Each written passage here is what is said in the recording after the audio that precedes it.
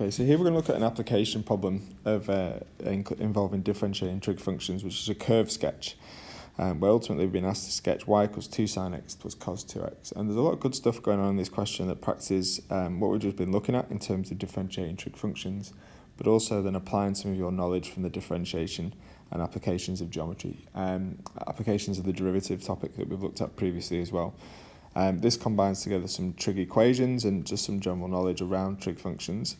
And so there's a lot here that you can learn from, and a lot that we need to a lot of information, prior learning that we need to draw on as well to help us answer these questions. So firstly, we're going to get started off by, it's not too bad, part A. Part A is simply asking us to find the first and second derivatives of the function we're given here initially. So y equals 2 sine x plus cos 2x.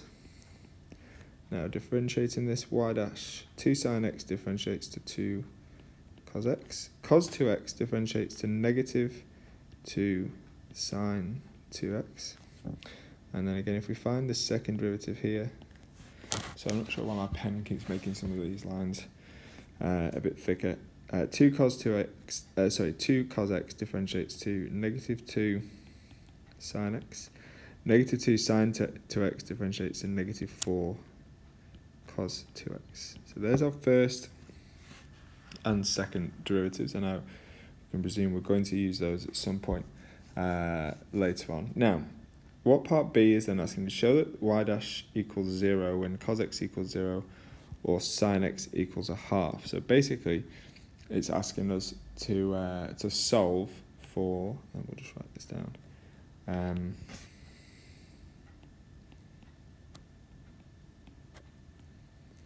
So for y dash equals 0. So let's take our first derivative to cos x minus 2 sine 2x equals 0. I want to try and solve this equation here. Now, you can see that we've got a cos x and we've got a sine 2x. We need to be careful with how we solve this. We can't. Some of you might look at this and go, we can take the sine 2x across the other side, divide through by cos to get tan. We can't, however, because this is there's 2 x's here and a single x there. So what we need to do is we actually need to use one of our double angle identities. And what we're going to do here is we can actually replace sine 2x. Sine 2x is, if we just write this underneath here, sine 2x is actually equal to 2 sine x cos x using one of our double angle theorems. So therefore, if we sub that in, we end up with 2 cos x minus, now we've still got the 2 out the front because our substitution is only for sine 2x, so it's 2 lots of that, so we end up with 4 sine x cos x equals 0.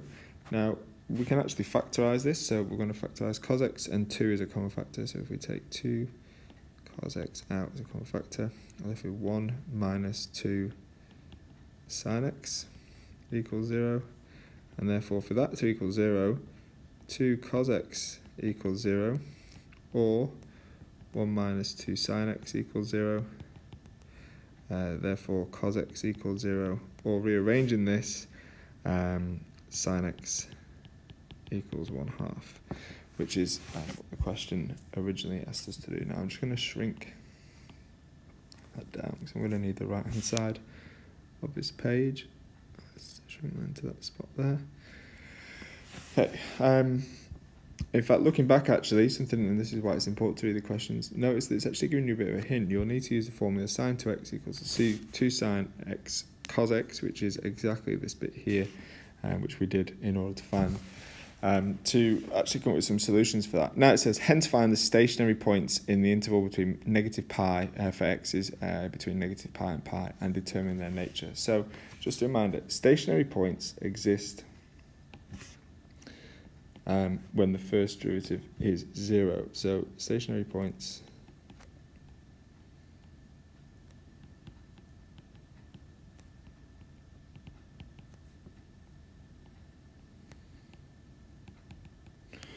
Okay. Now, we actually have already partly solved this in the question above. So that is when cos x equals 0 and when sine x equals a half.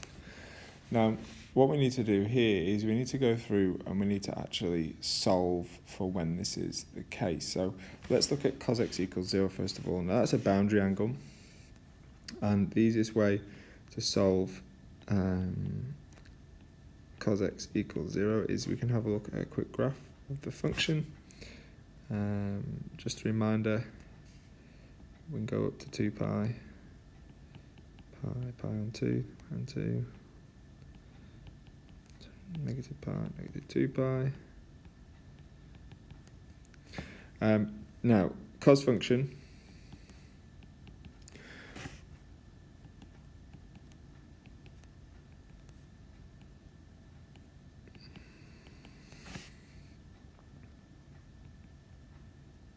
very rough drawing, doesn't need to be exact, looks like that, and we're solving for when cos x is equal to 0 between negative pi and pi, and we can see that one solution will be there and one solution will be there, and that is when x equals negative pi on 2 and pi on 2. Now these are possible stationary points.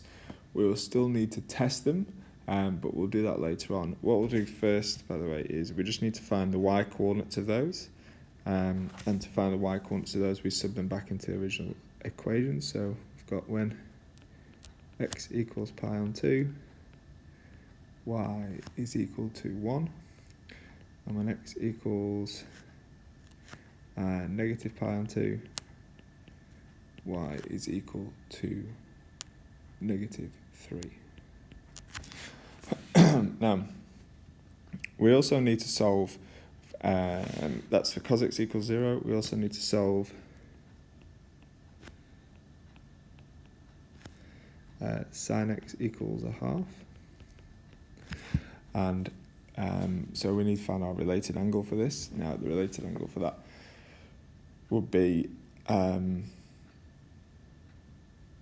sorry, just working out where we are going with this in our function. So remember, we're solving this for sin x is between minus pi and positive pi. So again, what we'll do is we'll find our related angle. So using a quick triangle, if you're not recalling this from memory, that therefore would be 2, that's 1, root 3, and our angle pi on 6 will be up here. So therefore, when we solve this with x equals pi on 6, so pi on 3. Now that gives us our solution in the first quadrant. Now, if we look at this in terms of a graph, here's our graph of sin x, and we'll just go through again just to give you a visual representation of where this is.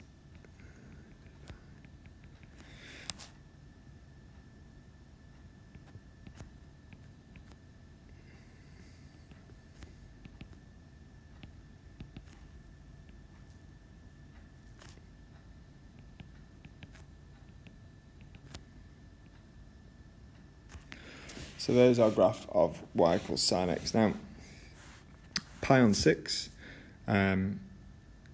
sits somewhere just here.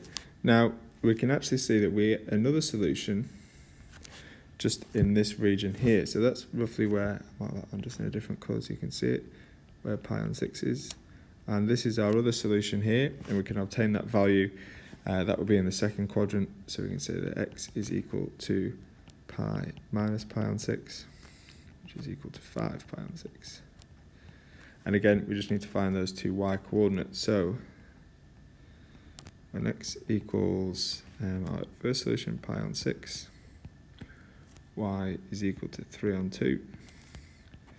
And when x equals 5 pi on 6, y is equal to 3 on 2 as well. Now notice with cos x we had a positive and a negative solution. That was just because of the nature of the symmetry of the function. We could see that we had one solution on the positive side of the x-axis, one solution on the negative side. Here, if we were to draw a line at, if this is y equals a half, and we were to draw a line and across here. You see the only other solution on the negative side starts to occur outside of our domain, which is between negative pi and pi. So therefore, we'll leave our solutions with pi and 6, 5 pi and 6. So we've got 4 stationary points, but the other part is also the fact that we've got to determine their nature. Now, there's different ways of determining the nature. We can do a test with the first derivative, but what we can also do is we can take these values and we can substitute them into the second derivative. So, and because we actually were asked to find the second derivative in the first part of the question, we're going to use that. So we need to now determine the nature.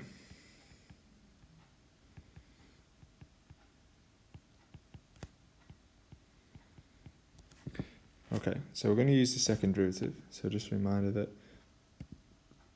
our second derivative that we found just before was minus 2 sine x and minus 4 cos 2x. And we're just going to, let's run this through with just one value. So let's do this with pi on 6 and 3 on 2, which is one of those solutions that we just found just above. So with second derivative equals negative 2 sine of pi on 6 minus 4 cos. Now, 2 lots of x gives us 2 lots of pi on 6, which is pi on 3. If we now go through ahead, calculate that, we end up with negative 2 lots of a half minus 4 lots of a half. And if we simplify all of that, then just off to one side, we end up with negative 1, minus 1 minus 2, which is minus 3. Now, just because I'm running out of space, I'll move on to the side and do this. Now, because the second derivative is less than 0, as we've just shown, it's negative 3, that means at this point, our curve is concave down, and therefore we can say that pi on 6, 3 on 2 is a local maximum. We did that again just by substituting our value into the second derivative to determine the concavity and therefore work out that it's a local maximum. Now we can repeat this process for the other 3 points, and rather than go over that here in the sake of video, I can write these out below. So what we're going to do is repeat this process.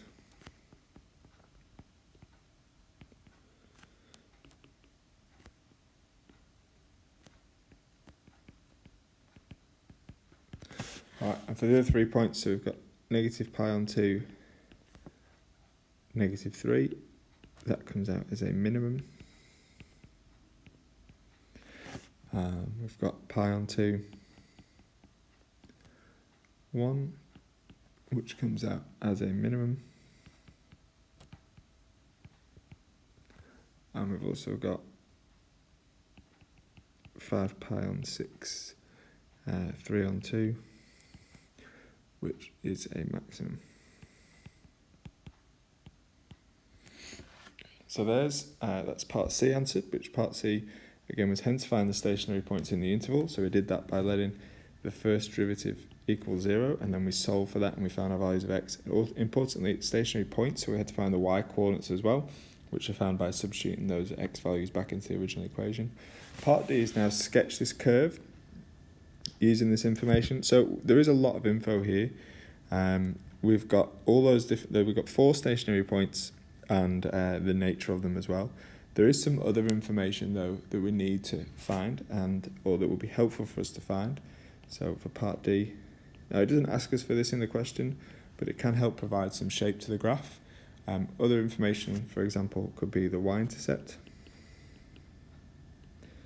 And the y-intercept occurs is when x equals 0, and x equals 0, y equals 2 sine 0 plus cos of 0. And if we work this out here, well, sine of 0 is 0, so it becomes 0, cos of 0 is 1, so we get 0 plus 1, which is 1. So therefore the y-intercept is the point 0, 1. Also, because we're given a restricted domain between minus pi and pi, we can also find the endpoints as well. So what we're going to do here is we're going to find the endpoints.